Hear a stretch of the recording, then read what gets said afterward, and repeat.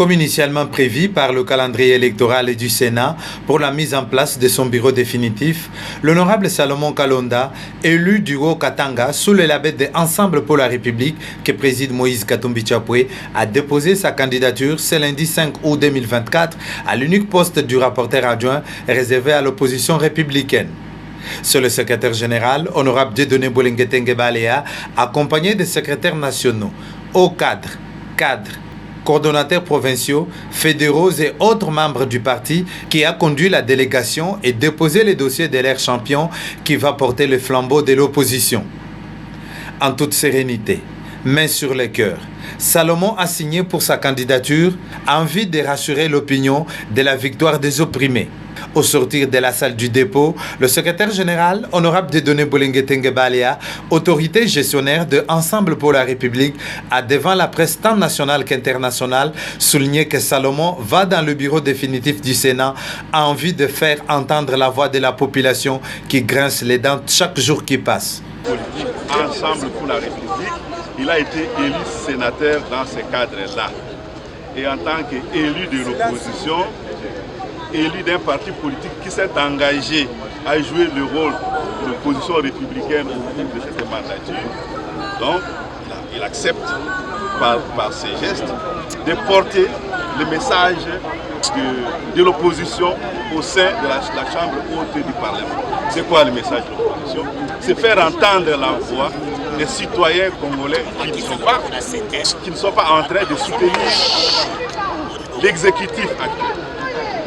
Nous sommes un pays avec une réalité républicaine, celle qu'il y a une majorité et une opposition.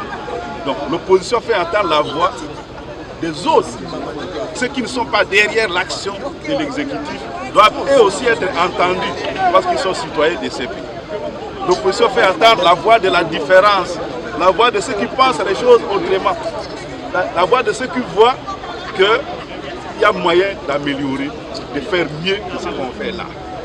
Et donc, au bureau du Sénat, l'honorable Kalonda va porter la voix de la différence, il va porter la nuance, il va porter les correctifs qui peuvent permettre au bureau de la Chambre de faire son travail et à la Chambre de faire son travail au mieux des intérêts de la nation congolaise. Il y a quelques jours, je crois que nous avons publié une photo des familles qui a montré l'unanimité des sénateurs de notre parti qui se sont mis d'accord pour qu'un seul d'entre nous porte les couleurs du parti politique et les couleurs de l'opposition parce que nous sommes un parti organisé. Là où on demande une candidature, nous ne pouvons pas y aller avec plus qu'une candidature. Nous sommes unis, tous unanimes derrière l'honorable Salomon Kalonda pour que ses amis, ses collègues sénateurs puissent voter en sa faveur et qui retrouve au Sénat la place qui revient à l'opposition. L'opposition n'est que minoritaire à la Chambre haute du Parlement, avec ne fût-ce que 3 sénateurs. Le numéro 2 de Ensemble pour la République a délié sa langue en quelques mots. C'est la loi. La loi portant statut de l'opposition prévoit que le groupe parlementaire à l'Assemblée nationale, le groupe politique au Sénat, qui représente l'opposition, ait le droit de siéger au bureau de chambre législative.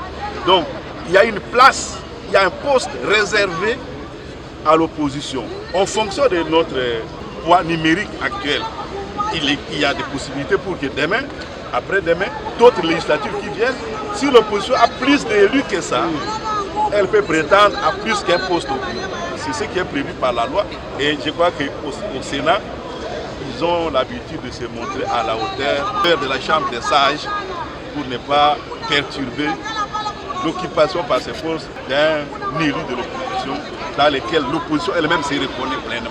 Rappelons que l'élection des membres du bureau définitif et son installation auront lieu le vendredi 9 août 2024 au cours d'une séance plénière.